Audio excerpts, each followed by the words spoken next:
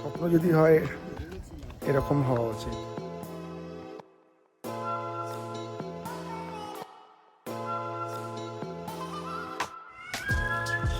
তো বাস আবার জার্নি শুরু করি।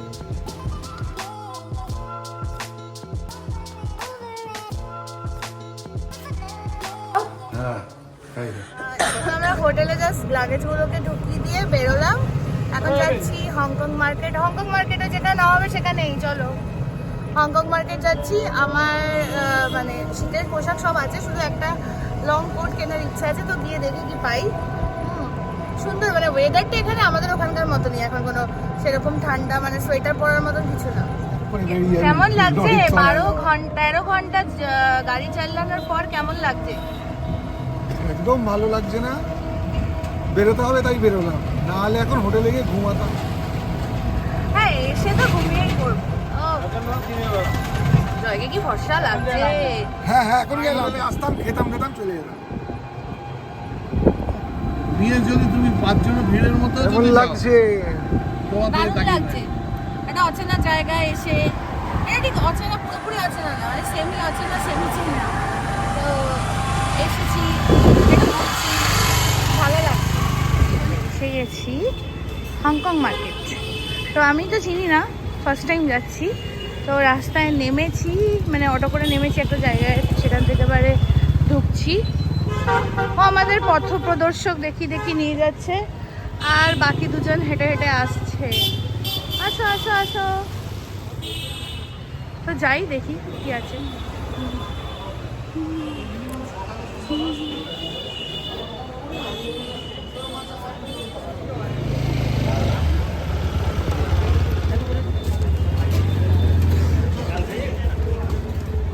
আমাদের ট্যুর প্ল্যানের সেকেন্ড ডে, তো অলরেডি লেট হয়ে গেছে, 8:45। আমরা এখন বেরোবো।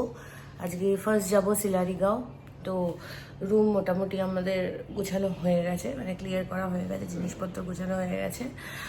এখন একটু বাদে নিচে নেমে যাব, তারপর আমাদের আজকে সেকেন্ডের জার্নি স্টার্ট করব। তো আমাদের সাথে থাকো আর দেখতে থাকো আজকে আমরা কি করি। এটা আমাদের হোটেলের ভিউটা ছিল এখান থেকে, খুব সুন্দর, রাস্তার ওপর। তো কালকে রাত্রেবেলা অন্ধকার অত বোঝা গেছে কি যায় যাই না। এই যে একজন রেডি, ওদিকে একজন, ওইদিকে আরেকজন রেডি, আর এখানে একজন রেডি হচ্ছে। গাড়ি মোছামুছি করা চলছে, কারণ আমরা সকালে সবাই ফ্রেশ হয়েছি, রেডি হয়েছি। এখন গাড়িটাকে ভালো করে সুন্দর করে গুছিয়ে টুচিয়ে নিয়ে, কারণ আবার আমাদের সারাদিন ধরে আমাদেরকে ঘোরাবে। আমরা এখন দাঁড়িয়ে আছি ভারত বাংলাদেশ বর্ডারের একদম কাছে, সামনে দেখা যাচ্ছে বাংলাদেশের বর্ডার। এটা ফুলবাড়ি থেকে জাস্ট একটুখানি, শিলিগুড়ি ফুলবাড়ি থেকে একটুখানি, মানে আমাদের হোটেল তার উল্টো দিকেই রাস্তাটা ঢুকে গেছে, আর হোটেল থেকে 1 কিলোমিটারও নয়।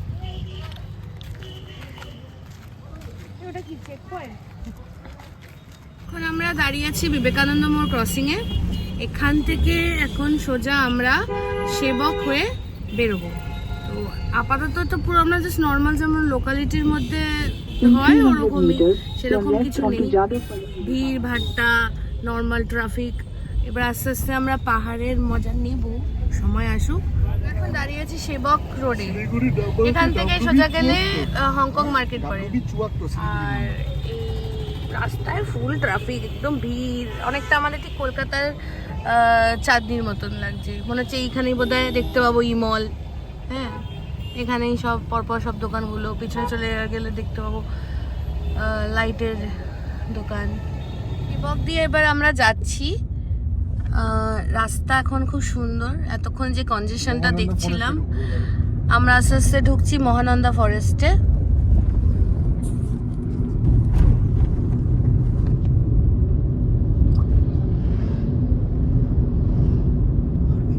রাস্তাটা খুব সুন্দর রাস্তা, এখানটা মানে মিলিটারি বেস ক্যাম্প গুলো।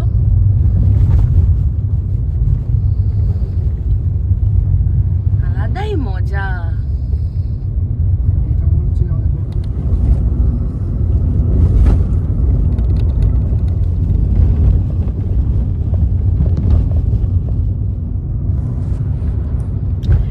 হচ্ছে মহানন্দা ফরেস্ট।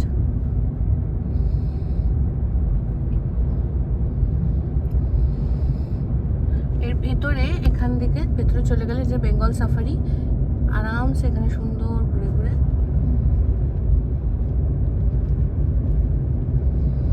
এইসব রাস্তায় একটাই প্রবলেম, কেমন লাগছে ভাবি? 3 দিন আগেও কি ভেবেছিলে? হ্যাঁ 3 দিন আগেও কি ভেবেছিলে? জয় কেমন লাগছে? দারুণ 3 দিন আগেও কি ভেবেছিলে? ওই যে দূরে দেখা যায় পাহাড়। মহানন্দা ফরেস্ট আমরা পেরিয়ে গেছি, এখন মহানন্দা ফরেস্ট পেরিয়ে আস্তে আস্তে সোজা চলে যাচ্ছি পাহাড়ের দিকে। তার মধ্যে আমাকে মাথায় মশা কামড়ে দিয়েছে, ওয়াও, জঙ্গলের মশা। ভাই এই জায়গাটা ভাই লাগছে না গাছগুলো? অসাধারণ। বলছিলাম যে দুটো গাছ মিলে যাবে।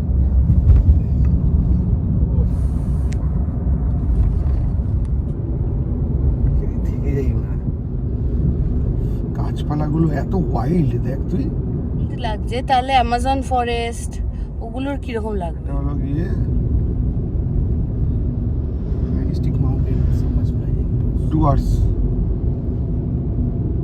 পাহাড় শুরু। দেখ নিজ দিন নদী, দেখ দারুণ দারুণ এক্সপিরিয়েন্স। সামনে কি? পাহাড়। ও মাই গুডনেস। होगा तुमसे प्यारा कौन, ओ कंचन।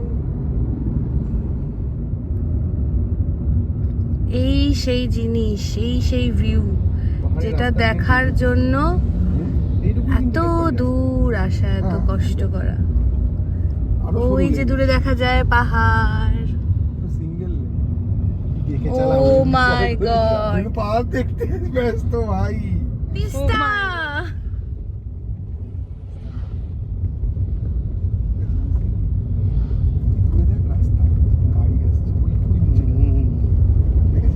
ফার্স্ট টাইম লাইফে সেলফ ড্রাইভ করে এতটা আসা। এখনো অনেক রাস্তা বাকি আছে, কিন্তু এই যে এতটা পর্যন্ত মানে এসে পড়েছি, এত ভালো লাগছে। মানে এর আগে এসেছি, কিন্তু এইবারেরটার একটা আলাদাই ফিলিংস, আলাদাই মজা।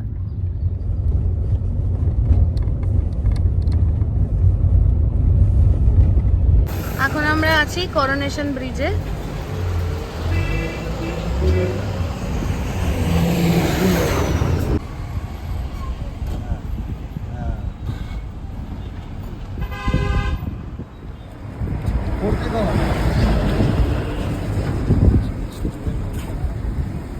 ব্রিজটার ভিডিও করা, ব্রিজটার ওই তো তুলছে।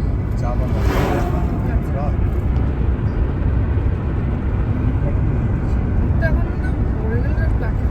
বাগান এবার চা বাগান তখন উঠে এদিক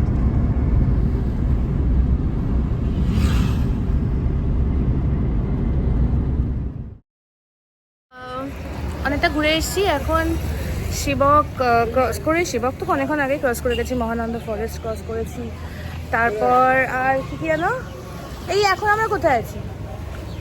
তো আপাতত একটু ব্রেকফাস্টের জন্য এখানে হল্ট করছি। করে এটা হচ্ছে মিনা মোড়, বাগরাকোট। ওকে, তো এখানে এই দিদির কাছে এখন কিছু খাবো। মানে আমি অর্ডার করেছি সকাল সকাল মোমো, বাপি হচ্ছে পরোটা, আর ওরা দুজন কি ম্যাগি খাবে মস্ত। ব্যাস একটু খাই, খেয়ে দে আবার রওনা দেব।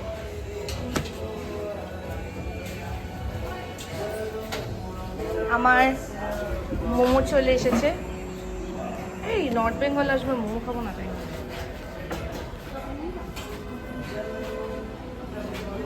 পরোটা, আর বাপির পরোটা চলে এসছে, পরোটা, চানা, এটা কিছু শাক আছে, কি শাক আছে, আচার আছে, ভালোই খাবার। খাও, খেয়ে নাও। কি খাচ্ছিস? ম্যাগি। এই যে একজনের হয়ে গেছে, আর হচ্ছে না, কমপ্লিট, ফুল কমপ্লিট। বাংলা খাচ্ছে মনে হচ্ছে, এমন ভাবে খেলো।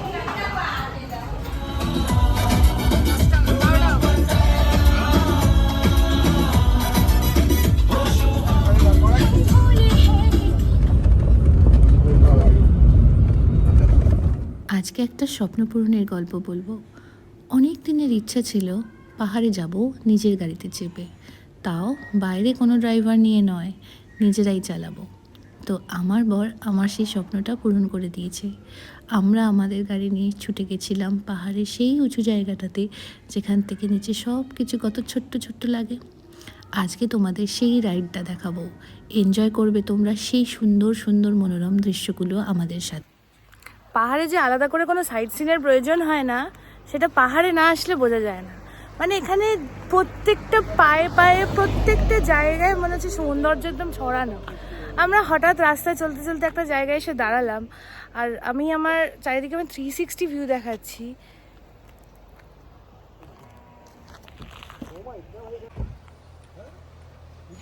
কি অপূর্ব দৃশ্য, কি সুন্দর।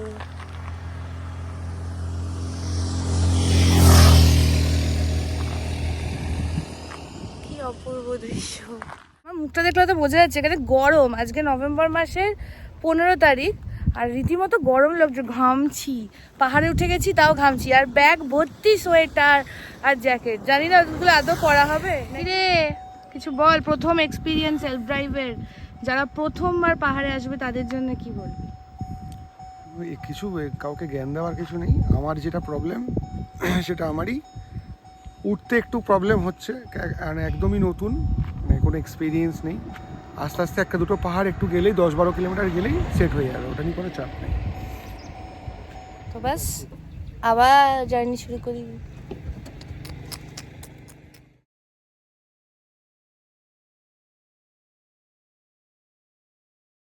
আচ্ছা চলো এবার তাহলে তোমাদের সাথে শেয়ার করি আমাদের রুট ম্যাপটা।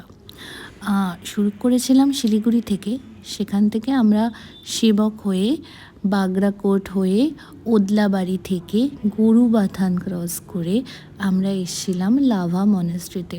ওই যে শুনেছ না লাভা, লোলেগাঁও, ঋষভ, ওইটা। আচ্ছা, এই রাস্তাটা সম্ভবত নাম ছিল ঋষি রোড, আর এই ঋষি রোড ধরেই আমরা এসেছিলাম।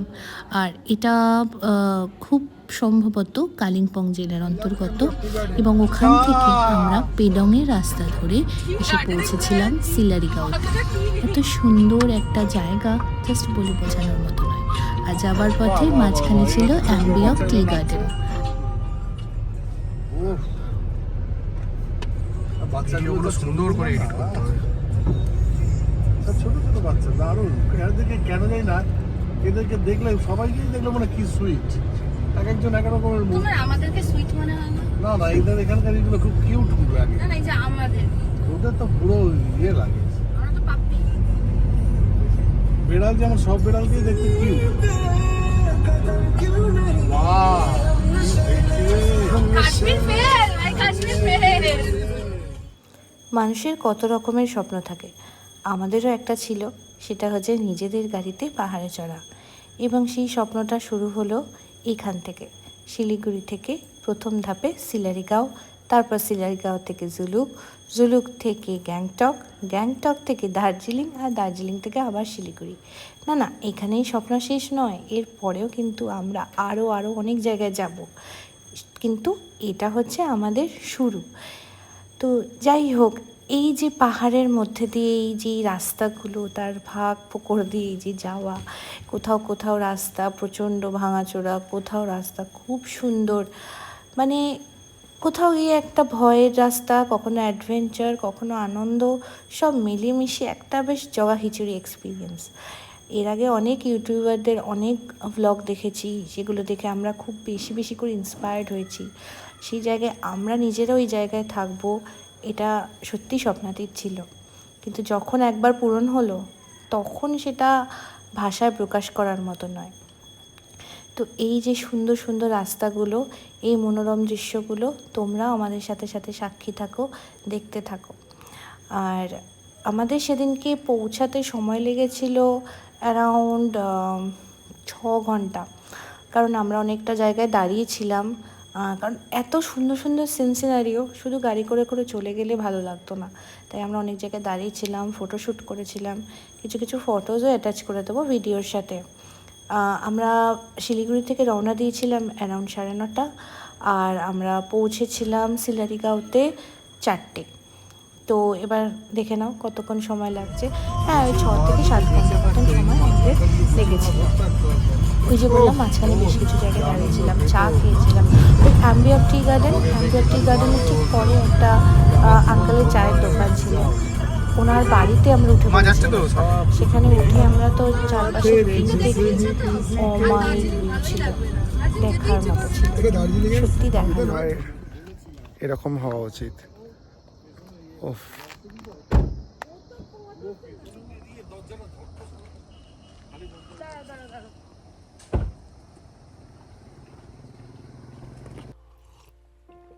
If you find the one, you should never give her up. I think it's the way life changes when in love, yeah. I surround my soul with the positivity. That's why I don't worry about the things that I don't see, yeah. These days I don't worry about much. I think we should have some more fun. I still dream about the days when we were young. I'll take a hit and still finish in one, yeah, yeah. Oh, oh, oh, oh. Memory lane is a লাইটটা মোটটা on করে away from our hearts, yeah, yeah. The ones we keep close, we should never let go. So tell me who you love, baby. Take a moment to unwind. এই পাতা আমরা সাজাই gate. কোনো ভিডিওটা করলি না? করছি করছি আমি এই আমি করছি চ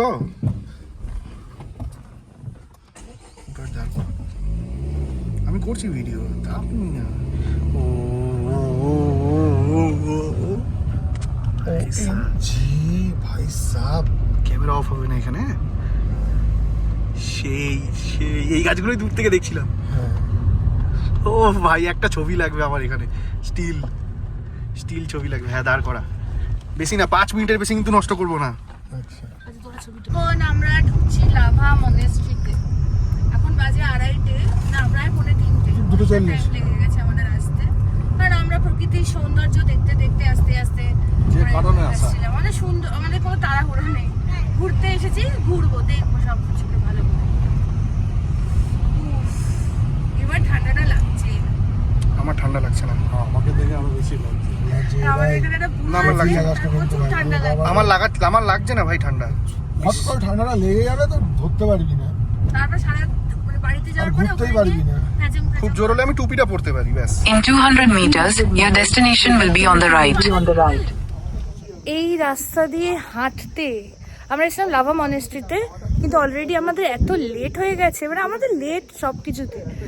তো এখন আর লাভা মনেস্ট্রি জাস্ট এন্টার করেই আবার বেরিয়ে যাচ্ছি। আর এখান থেকে ভিউটা অসাধারণ। এখান থেকেই পেডংয়ের রাস্তাটাকে ডান দিকে ফেলে রেখে বাঁ দিক দিয়ে আমরা চলে গেলাম সিলারিগাঁওয়ের উদ্দেশ্যে। প্রথম দিকে রাস্তাগুলো খুবই সরু ছিল আর একটা অফ রোডিংয়ের মতন এক্সপিরিয়েন্সও তৈরি হচ্ছিল। ডান দিকটা ছিল সম্পূর্ণরূপে খাদ, আবার বাঁ দিকটা, আবার এই ব্যাপারটা একটু এদিক ওদিক হয় বরাবরই, ডান দিকে কখনো খাদ কখনো বাঁ দিকে খাদ, যেভাবে রাস্তা টার্ন নিয়েছে। তবে ম্যাক্সিমাম ক্ষেত্রে এখানে ডান হাতে খাদই ছিল, আর সেখানে ছিল পাইনের জঙ্গল পুরোপুরি। অসম্ভব সুন্দর লাগছিল সেই দৃশ্য দেখতে। আর তার মধ্যে দিয়ে যখন সূর্যের আলো এসে ঢুকছিল, সেটা বলার মতো নয়, এত সুন্দর লাগছিল আশপাশটা, পুরো একদম গোল্ডেন কালার, একদম পড়ন্ত বিকেলের রোদ যেটাকে বলে। আমরা মাঝখানে দেখছিলাম না শুধুই মেঘ, কোনো রোদ নেই। আবার এখানে যখন উঠে গেলাম প্রায় 6,000 ফিটের বেশি উপরে, তখন আবার দেখছি ওখানে রোদ। আর এই মেঘ রোদ মেঘ এটাই কন্টিনিউয়াস চলতে থাকে পাহাড়ি রাস্তায়। এটা যারা যায় তাদের সবারই ভালো করেই জানা। আর বেশি পথ বাকি নেই, কিছুটা গেলেই আমরা পৌঁছে যাব আমাদের প্রথম দিনের ডেস্টিনেশন থুরি, দ্বিতীয় দিনের ডেস্টিনেশন সিলারিগাঁও। আমরা ফাইনালি পৌঁছে গেছি সিলারিগাঁও, আর আমাদের হোমস্টেতেও পৌঁছে গেছি। হোমস্টের নাম হচ্ছে হেভেন ভ্যালি। এই হচ্ছে হোমস্টে, আমাদের পেছনে আছে। হোমস্টেটা একবার দেখিয়ে দিচ্ছি কেমন। এই যে আমাদের হোমস্টেটা এরকম দেখতে, আর এটা হচ্ছে সিলারিগাঁও, এই যে সামনে নিচে পুরো গ্রামটা। আর এদিকে আছে আমাদের হোমস্টে, ওইদিকে আরেকজন রেকর্ড। থ্যাংক ইউ 8765 আমাদের প্রথমবার এত দূর অবধি নিয়ে আসার জন্য, ধন্যবাদ তোমায়।